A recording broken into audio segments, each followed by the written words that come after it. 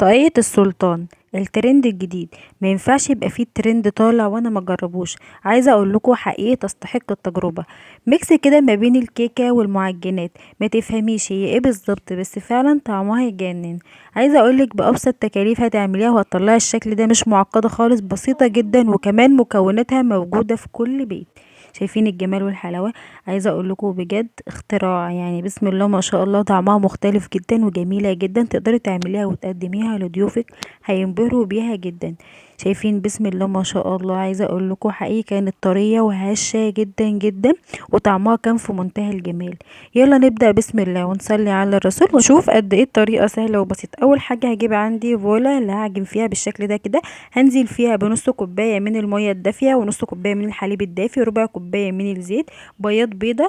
هاخد بياض البيضه انزل بيه في العجينه زي ما اتفقنا، وهركن الصفار على جنب استخدمه في اخر الوصفه. هبتدي بقى اخفق المكونات دي كلها بالشكل ده مع بعض لحد ما اتاكد ان كل المكونات دابت. بعد كده هنزل ب5 معالق كبار من السكر، هخفقهم بالشكل ده كويس جدا لحد ما اتاكد ان كل السكر الموجود عندي داب. بعد كده انزل بمعلقه كبيره ونص من الخميره الفوريه ونقطتين من الفانيليا السايله. لو ما عندكيش فانيليا سايله تقدري تحطي ظرف من الفانيليا البودر. هخفقهم كويس جدا بالشكل ده كده. وبعد كده هنزل ب3 كوبايات وربع من الدقيق، بس هنزل بكوبايه كوبايه، يعني الاول هنزل باول كوبايه واقلبها كده كويس لحد ما تلاقي الدقيق كله اختفى بالشكل ده كده زي ما انتم شايفين.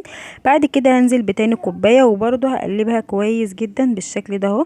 وطبعا مش هنزل بكميه الدقيق مره واحده، هنزل بيها كوبايه كوبايه علشان طبعا اشوف الدقيق بتاعي يمتص السوائل ولا يحتاج دقيق ولا يبقى ازاي، لان طبعا كل نوع دقيق بيختلف عن التاني. بعد كده بقى هضيف تالت كوبايه زي ما انتم شايفين بالشكل ده كده، وابتدي بقى اقلبها. وفي المرحله دي بقى هنستغنى عن المعلقه خالص وهنستعمل ايدينا طبعا. استخدمي ايديكي كده وعجني بقى العجينه بتاعتك القمر دي، وشوفي هتوصل معاكي لايه. زي ما انت شايفه اهو، استغنيت عن المعلقه وشلتها بالشكل القمر ده كده، وابتدي بقى اقلب العجينه بايديا. عايزه اقول لكم العجينه دي بتبقى طريه جدا جدا، يعني ما تقلقيش مفيش فيها اي مشكله خالص. انا شايفه ان الدقيق بتاعي محتاج ان هو ياخد ربع كوبايه، يعني زي ما انتم شايفين كده العجينه بتاعتي طريه جدا جدا ولسه بتلزق قوي. ضفت لها الربع كوبايه وابتديت بقى الم العجينه بالشكل ده كده. يبقى كده اجمالي الدقيق عندي 3 كوبايات وربع من الدقيق. في دقيق ممكن يقبل 3 كوبايات ونص، في دقيق ممكن يقبل 3 كوبايات وربع، في دقيق ممكن يقبل 3 كوبايات وبس. عشان كده بقول لك ما تنزليش بكميه الدقيق مره واحده. زي ما انتم شايفين عجنت العجينه كويس جدا، وزي ما انتم شايفين لسه بتلزق، ما فيش اي مشكله خالص. انا عايزاها كده، العجينه بتاعتي لسه ما خلصتش. هقسمها بقى على 2 بالشكل ده كده بالنظر زي ما انتم شايفين. لو انت عندك ميزان تقدري طبعا تقسميها على الميزان، ما فيش اي مشكله خالص. هقسمها بقى بالشكل ده كده زي ما انتم شايفين اهو. وبعد كده بقى اضيف لها معلقه ونص من الكاكاو الخام الاسباني. وطبعا انا هنا ضفت مكعب من الزبده، لو مفيش عندك مكعب زبده تقدري تضيفي معلقه من الزيت، مفيش اي مشكله خالص، برضه يبقى طعمها في منتهى الجمال.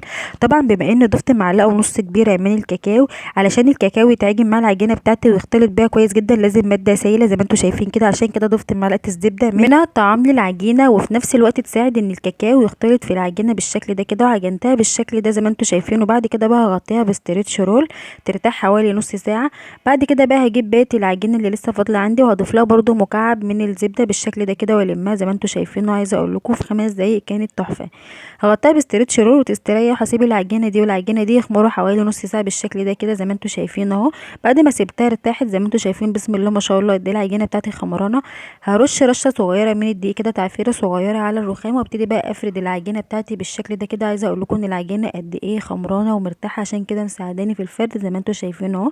هبتدي بقى افردها بالشكل ده كده بالنشابه زي ما انت شايفه بالشكل القمر ده كده. وحاولي تخليها مستطيله، يعني على قد ما تقدري حاولي تخلي العجينه بتاعتك مستطيله علشان تريحك في التشكيل. وطبعا حاولي وانت بتفرديها ما ترققهاش زي ما انت شايفه كده اهو بالشكل ده كده. عملتها مستطيله. هجيب بقى العجينه التانية زي ما انتم شايفين اللي هي بالكاكاو، هفردها برده مستطيل بالشكل ده كده بكل سهوله. عايزه اقول لكم بسم الله ما شاء الله كانت العجينه ماشيه معايا جدا ومريحاني جدا بالشكل ده كده اهو. هاخدها بقى العجينه البنيه على العجينه اللي بيضه بالشكل ده كده زي ما انتم شايفين، وحاولوا تظبطيها زي ما انتم شايفين. مفيش اسهل ولا اجمل من كده. بعد كده بقى هجيب شوكولاته نوتيلا او شوكولاته خام المتوفر عندك. عايزه تسيبيها ساده مفيش اي مشكله خالص.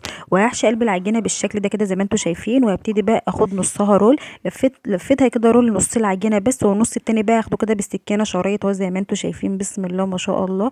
وابتدي بقى الف رول بايديا كده. عايزه اقول لكم بجد مفيش اسهل ولا اجمل من كده. يعني بعد ما فردت العجينه لفيتها رول بالشكل ده كده، بعد ما حشيتها طبعا نصها والنص التاني بقى قطعته شرايط وابتديت بقى الف الشرايط رول زي ما انتوا شايفين كده اهو. اظن الفيديو واضح جدا جدا زي ما انتوا شايفين قدام منكم. عايزه اقول لكم سهله جدا جدا جدا. بعد ما خلصت الكميه كلها ابتدي بقى اكمل باقي لف العجينه بتاعتي رول بالشكل ده كده اهو. كده يبقى انا اخدت الشكل ده بكل سهوله زي ما انتوا شايفين اهو. تشكيلها سهل جدا جدا. بعد كده بقى اجيب صينيه عاديه او لو عندك صينيه زي بتاعتي دي بالشكل ده كده، هبتدي بقى ابطنها بشويه من الزيت ورشه من الدقيق بالشكل ده كده، وابتدي بقى احط فيها العجينه بتاعتي زي ما انتوا شايفين اهو بكل سهوله. عايزه اقول لكم والله العظيم اخدت مني وقت خالص. اهم حاجه بقى اسيبها تخمر للمره التانية حوالي من نص ساعه لساعه الا ربع. وبعد ما اخمرها بالشكل ده كده هجيب بقى صفار البيضه اللي كنا واخدينه على جنب، اضيف عليه معلقه من الخل، معلقتين من الحليب، نقطتين من الفانيليا السايله، وابتدي بقى اقلبهم بالشكل ده كده. خفقتهم كويس جدا جدا وهنبتدي بقى ناخدهم كده زي ما انتوا شايفين. وبعد ما خفقناهم ندهن بيهم وش طاقية السلطان بتاعتنا بعد ما اختمرت بالشكل ده كده للمرة التانية زي ما انتوا شايفين. بسم الله ما شاء الله. وطبعا وانتي بتدهني وش طاقية السلطان بالراحة جدا، علشان طبعا وانتي بتدهنيها يعني لو عملتي دهنتي جامد هتهبطي التخمير معاكي زي ما انت شايفه اهو. بسم الله ما شاء الله. عايزه اقول لكم بجد كانت تحفه وفي منتهى الجمال. لو انت ما عندكيش الصينيه دي تقدري طبعا تستخدمي صينيه تانية عاديه برده بالشكل ده كده وتحطيها بالطريقه دي كده زي ما انتوا شايفين. بعد كده بقى ادخلها الفرن على درجه حراره 200، وطبعا مسخنه الفرن قبلها لان المعجنات بتبقى عايزه فرن ساخن. هحطها على الصاجه على طول حوالي 10 دقائق. مجرد ما تاخد لون من تحت اشغلها الشوايه تاخد لون من فوق زي ما انتوا شايفين. وطبعا ما تغيبيش المعجنات في الفرن عشان ما تنشفش منك زي ما انتوا شايفين. قعدت في الفرن حوالي تلت ساعه بالظبط. بعد كده بقى طلعتها بالشكل القمر ده كده وابتديت بقى احط عليها طبق واقلبها بالشكل ده كده. عايزه اقول لكم بسم الله ما شاء الله. وعايزه اقول لك لو انت فرنك بيشتغل تحت وفوق تقدري تشغلي تحت وفوق مع بعض، والفرن طبعا ساخن مش هتاخد معاكي 10 دقايق وتطلع معاكي بالجمال والحلاوه دي. وعايزه اقول لك كمان لو انت حسيتي ان هي نشفت منك في الفرن تقدري تدي لها بخه من الميه. طبعا زي ما اتفقنا دايما في معجنات بنعمل مع بعض كده، هتلاقيها طرت معاكي وحنت وفي منتهى الجمال زي ما انتوا شايفين. تعالوا بقى كده نقطعها ونشوف شكلها بيطلع عامل ازاي. بسم الله ما شاء الله. عايزه اقول لكم بجد رهيبه بجد بجد. ما تفهميش هي كيكه ولا مخبوزات، يعني طعمها بجد طعمها مختلف جدا جدا وفعلا حلو. زي ما انتوا شايفين انا حاشيه هنا شوكولاته نوتيلا بالشكل ده زي ما انتوا شايفين. انا كنت بوريكم قد ايه هي مهويه ومفرغه ومش مكتومه خالص، وقد ايه طعمها كان جميل جدا جدا. لو انت ما عندكيش اي حاجه تحشيها في قلبها تقدري تحطي كاستر، تقدري تعملي اي حاجه انت عايزاها. الحشوه دي بتاعتك انت مفيش اي مشكله خالص، المتوفر عندك اعمليه. وده كان الفيديو بتاعنا النهارده. وطبعا ادعمونا بلايك للفيديو واشتراك بالقناه فهذا يدعمنا كثيرا.